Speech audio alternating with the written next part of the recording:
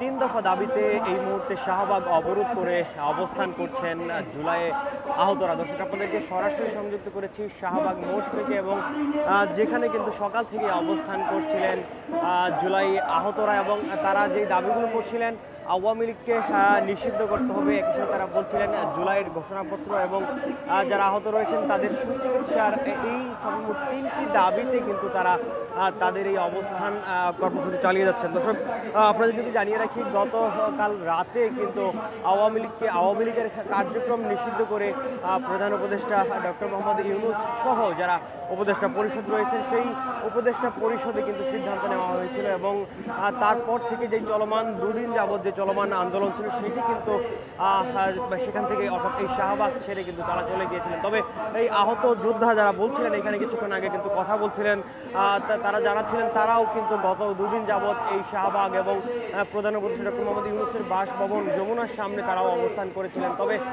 বলছিলেন তারা এখন নতুন যে দাবি, অর্থাৎ যে তিন দফা দাবি তারা বলছিলেন, সেই তিন দফা দাবি আদায় না হওয়া পর্যন্ত তারা তাদের এই কর্মসূচি কিন্তু তারা চালিয়ে যাবেন। দর্শক, আপনারা যদি দেখানোর চেষ্টা করি, এই শাহবাগ কিন্তু গত 9 মে অর্থাৎ গত পরশুদিন থেকে কিন্তু ব্লকেট রয়েছে, অর্থাৎ শুক্রবার বিকেল থেকে কিন্তু ব্লকেট রয়েছে।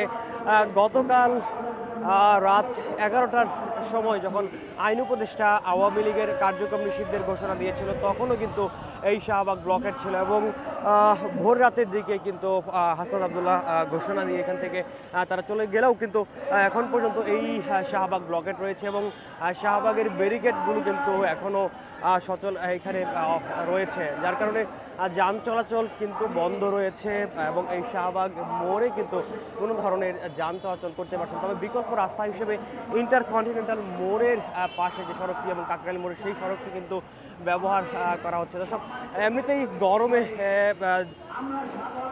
এই গরমে উত্তপ্ত ঢাকা শহর, তবে এই আন্দোলনের কারণে কিন্তু যানজটের সৃষ্টি হয়েছে, এবং এই শাহবাগে কিন্তু কোনো ধরনের যান চলাচল আসছে না। দর্শক, যেই তিন দফা দাবি বলছিলেন এই আহত যোদ্ধারা, তারা বলছিলেন গত জুলাই আন্দোলনে তারা আহত হয়েছিলেন, এবং তারপর থেকে তাদের সুচিকিৎসা নিশ্চিতে কিন্তু কার্যকরী কোনো ধরনের পদক্ষেপ এখন পর্যন্ত তারা অন্তর্বর্তীকালীন সরকারের কাছে দেখতে পাননি। একই সাথে তারা বলছিলেন আওয়ামী লীগকে নিষিদ্ধের যে দাবি উঠেছে গত দুদিন যাবৎ, সেই দাবিতে তারা একমত, এবং আওয়ামী লীগকে চিরতরে নিষিদ্ধ করতে হবে, শুধু কার্যক্রম নিষিদ্ধ করলেই হবে না। তারা চাচ্ছিলেন একদম পুরোপুরিভাবে আওয়ামী লীগের কার্যক্রম যেন সংগঠন হিসেবে, অর্থাৎ দলীয় দল হিসেবে যেন আওয়ামী লীগকে নিষিদ্ধ করা হয়, একই সাথে আওয়ামী লীগের বিচারের আওতায় জানানো হয়, সেই দাবিগুলো কিন্তু তারা করছিলেন। আমরা বিগত কয়েকবার আন্দোলনে নেমেছি, আজও তারই উত্তরসূরি হিসাবে গত বৃহস্পতিবার থেকে এখানে আন্দোলন অব্যাহত আছে। গতকাল রাতে অদৃশ্য শক্তির প্রভাবে আমাদের কিছু ভাইরা এখান থেকে চলে যেতে বাধ্য হয়েছে, কিন্তু আমরা জুলাই যোদ্ধা, আমরা এখান থেকে চলে যাবার পাত্র নয়, কারণ যাদেরকে মারতে মারতে না মেরে বেঁচে যায় তারা কখনো মরণের ভয় পায় না। সাপের লেজে বাড়ি দিয়ে সাপকে ছেড়ে দিলে সাপ তো হুঙ্কার দেবে।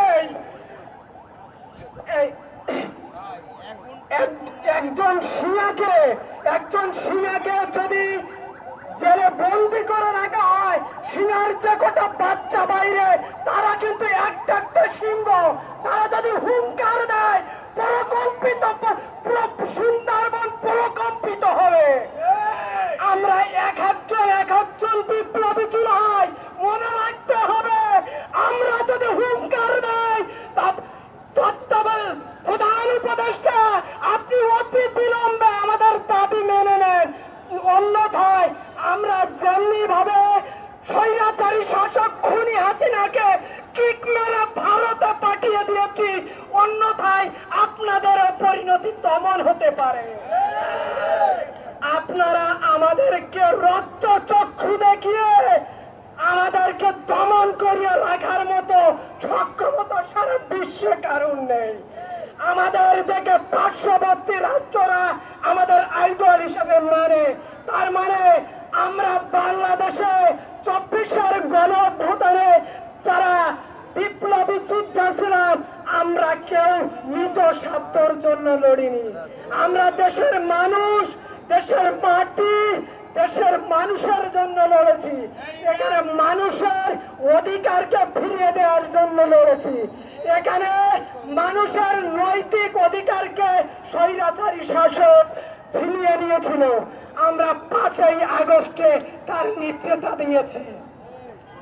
যদি কেউ মনে করেন যে 5ই আগস্টের যে ঘটনা ঘটিয়েছিল আগামীতে ঘটবেন, তবে আপনারা দিবা স্বপ্ন দেখছেন। আমরা কারোর দিবা স্বপ্ন দেখতে চাই না। আমরা বাংলাদেশ থেকে স্বৈরাচারকে বিদায় করেছি। পরবর্তীতে কোন স্বৈরাচার এখানে যদি জন্ম নেয় তাদেরকে আমরা ক্ষমতার মসনদে দেখতে চাই না। আমরা আজ শাহবাগ মোড় থেকে প্রধান উপদেষ্টার কাছে সবিনয় অনুরোধ জানাচ্ছি, আপনি অতি দ্রুত আওয়ামী লীগকে নিষিদ্ধ করেন, জুলাই যোদ্ধাদের সনদ প্রদান করেন এবং যারা আহত আছে তাদেরকে খোঁজ খবর নিয়ে সুচিকিৎসা দেন। একটা দলকে আমি প্রধান উপদেষ্টা, স্বরাষ্ট্র উপদেষ্টা, আইন উপদেষ্টার কাছে একটা প্রশ্ন করতে চাই, একটা দলকে কথা বলছিলেন আহত যারা এখানে অবস্থান করছিলেন তারা, এবং তারা কিন্তু বলছিলেন তাদের যে 3 দফা দাবি, সেই 3 দফা দাবি পূরণ না হওয়া পর্যন্ত তারা এই অবস্থান কর্মসূচি চলমান রাখবেন। এবং তারা বলছিলেন আওয়ামী লীগকে চিরতরে নিষিদ্ধ করতে হবে, অর্থাৎ আওয়ামী লীগের কার্যক্রম নিষিদ্ধ করে গতকাল যে সিদ্ধান্ত নেওয়া হয়েছে সেই সিদ্ধান্ত তারা মানেন না। এবং তারা বলছিলেন আওয়ামী লীগকে চূড়ান্তভাবে নিষিদ্ধ করে দল হিসাবে নিষিদ্ধ করতে হবে। একই সাথে তারা বলছিলেন যারা জুলাই আন্দোলনে আহত হয়েছেন তাদের সুচিকিৎসার ব্যবস্থা করতে হবে। একই সাথে জুলাই ঘোষণাপত্র তারা কিন্তু চাচ্ছিলেন। দর্শক আপনাদের যদি জানিয়ে রাখি 3 দফা দাবির মধ্যে কিন্তু এই 2 দফা দাবি গতকালকের যেই ফেসিবাদ বিরোধী জাতীয় ঐক্যের ব্যানারে আন্দোলন করছিলেন তাদের সাথে মিল রয়েছে। তবে আরও একটি বাড়তি তারা যুক্ত করেছে, সেটি হচ্ছে জুলাই আহতদের সুচিকিৎসা নিশ্চিতের বিষয়ে। দর্শক এই মুহূর্তে কিন্তু শাহবাগে তাদের এই অবস্থান কর্মসূচি চলমান রেখেছেন এবং শাহবাগ কিন্তু অবরুদ্ধ রয়েছে, অর্থাৎ কোনো ধরনের যান চলাচল কিন্তু শাহবাগে করতে পারছে না। শাহবাগের চতুর্পাশেই কিন্তু রাস্তাগুলোতে ব্লকের অর্থাৎ ব্যারিকেড প্রদান করা হয়েছে এবং সেই ব্যারিকেডগুলো কিন্তু এখনও রয়েছে, অর্থাৎ গত 9 মে থেকে যেই ব্লকেট শাহবাগ ছিল সেই শাহবাগ কিন্তু এখনও ব্লকেট রয়েছে। দর্শক আপনাদের জানিয়ে রাখি গতকাল রাত 11টা নাগাদ কিন্তু আইন উপদেষ্টা আসিফ নজরুল গণমাধ্যমে কথা বলেছিলেন। উপদেষ্টা পরিষদের বৈঠক শেষে তিনি সেই সিদ্ধান্তগুলো জানিয়েছিলেন। সেই সিদ্ধান্তগুলোর মধ্যে রয়েছে আওয়ামী লীগের কার্যক্রম বিচার শেষ না হওয়া পর্যন্ত কিন্তু বন্ধ থাকবে। একই সাথে তারা যেমনটি বলছিলেন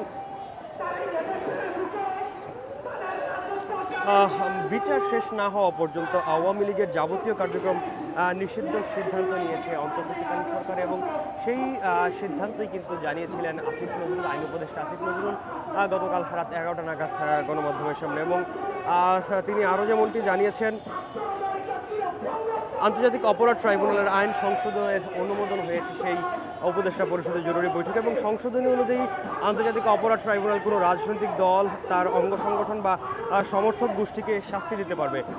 এছাড়াও উপদেষ্টা পরিষদের বৈঠকে আন্তর্জাতিক অপরাধ ট্রাইব্যুনালে বাংলাদেশ আওয়ামী লীগ এবং তার নেতাদের বিচার কার্য সম্পন্ন না হওয়া পর্যন্ত দেশের নিরাপত্তা, সার্বভৌমত্ব রক্ষা এবং জুলাই আন্দোলন নেতাকর্মীদের নিরাপত্তা এবং আন্তর্জাতিক অপরাধ ট্রাইব্যুনালের বাদী সাক্ষীদের সুরক্ষার জন্য সন্ত্রাস বিরোধী আইনের অধীনে সাইবার স্পেস সহ আওয়ামী লীগের যাবতীয় কার্যক্রম নিষিদ্ধের সিদ্ধান্ত কিন্তু জানিয়েছিলেন। তখন এই বিষয়ে প্রয়োজনীয় পরিপত্র পরবর্তী কর্মদিবসে জারির বিষয়ে কিন্তু জানানো হয়েছিল এবং আগামী 30 দিনের মধ্যে জুলাই ঘোষণাপত্র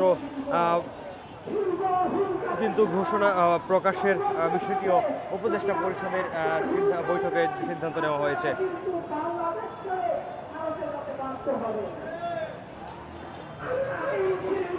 দর্শক এই মুহূর্তে কিন্তু 3 দফা দাবির আদায়ে অবস্থান করছিলেন জুলাইয়ের আহতরা, এবং তারা বলছিলেন আওয়ামী লীগকে চিরতরে নিষিদ্ধ করতে হবে, জুলাই ঘোষণাপত্র প্রকাশ করতে হবে। একই সাথে তারা বলছিলেন জুলাই যে সকল আহতরা হয়েছেন তা সেই আহতদের সুচিকিৎসা নিশ্চিত করতে হবে। এই 3 দফা দাবি আদায় না হওয়া পর্যন্ত তারা কিন্তু এই শাহবাগ ছাড়বেন না বলে ঘোষণা দিয়েছেন।